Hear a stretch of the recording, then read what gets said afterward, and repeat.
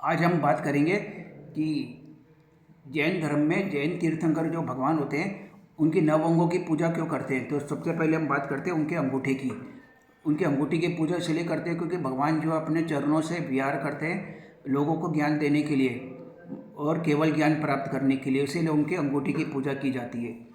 फिर second number पे है घुटना। घुटना भगवान जो है घुटने के बल खड़े रह के साधना करते हैं, इसीलिए उनके घुटने की पूजा की जाती है। फिर तीसरे नंबर पे है हाथ।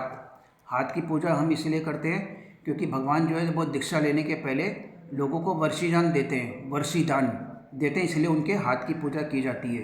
फिर चौथे नंबर पे है कंधा। कंधे की पूजा इसलिए करते हैं क्योंकि भगवान के पास में अनंत बल होने के बाद भी उनको अपने बल का घमंड नहीं हुआ, इसलिए उनके कंधे की पूजा करते हैं। फिर पाँचवें नंबर पे है मस्तक। भगवान को जब केवल ज्ञान हो जाता है तो वो सिद्ध शिला पे विराजमान हो जाते हैं, इसलिए उनके मस्तक की पूजा करते हैं। फिर छठे नंबर पे ललाट। भगवान जो है वो सब लोगों में पूजनीय है, इसलिए उनके ललाट की पूजा करते हैं। फिर सातवें नंबर पे कंठ। भगवान जो है कंठ से ज्ञान देते हैं, इसलिए उनके कंठ की पूजा करते हैं।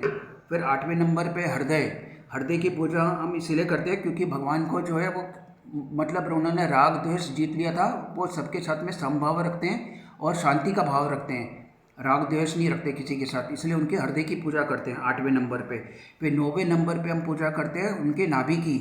नाभि में 8 रोचक प्रदेश होते हैं जो 8 कर्म रहित होते हैं, इसलिए उनके नाभि की पूजा करते हैं। तो ये भगवान की पूजा हम इसलिए करते हैं उनके गुणों का स्मरण करने के लिए, और इससे आत्मा कल्याण और मोक्ष की प्राप्ति होती है। जय जिनेन्द्र।